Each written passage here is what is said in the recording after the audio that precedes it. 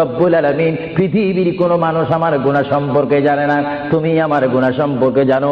আমি এমন গুনাহ করেছি আমার বিবি জানে না, বিবি গুনাহ করেছে আমি জানি না। আল্লাহ তুমি সব কিছু জানো, হে আমার প্রভু তুমি আমাকে মাফ করে দাও।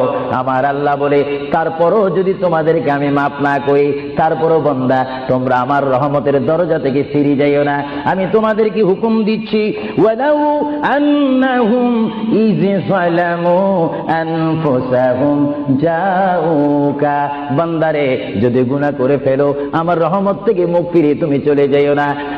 বান্দা, আকাশ পরিমাণ যদি গুনাহ করো, পাতাল পরিমাণ যদি গুনাহ করো, সাগরের পানি পরিমাণ যদি গুনাহ করো, পাহাড় তুলনায় যদি তুমি গুনাহ করো, আমার দরবার থেকে তুমি নিরাশ হইও না। বান্দা, আমি তোমাকে একটি রাস্তা বাতাই দিচ্ছি, একটি পথ তোমাকে আমি দেখাই দিচ্ছি। সেই পথটি কোন পথ তোমরা জানো? বান্দা, আমার নবীর দরবারে গিয়ে কেঁদে কেঁদে তোমরা বলো, ইয়া রাসূলুল্লাহ, ইয়া হাবিবাল্লাহ, আয়া আকা ইয়া রাসূলুল্লাহ। আল্লাহ কোরআনে বলেছে, হে বান্দা তোমরা ডানে না গিয়ে, বামে না গিয়ে, পিছে না গিয়ে তোমরা সরাসরি আমার নবীর কদমে চলে যাও।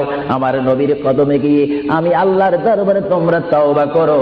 তওবা করতে করতে তোমাদের চোখের পানি যখন বাইর হয়ে যাবে, আর ওই মুহূর্তে যদি আমার বন্ধু যদি তোমাদের জন্য আমার দরবারে সুপারিশ করে, আমি আল্লাহ তোমাদেরকে ওয়াদা দিয়ে দিলাম, গ্যারান্টি দিয়ে দিলাম, আমার রাসূল যদি তোমাদের জন্য আমার দরবারে সুপারিশ করে, সঙ্গে সঙ্গে বান্দা তোমার অতীতের জীবনের কবিরা সগীরা গুনাহ মাফ করে দিব। জোরে বলেন সুবহানাল্লাহ।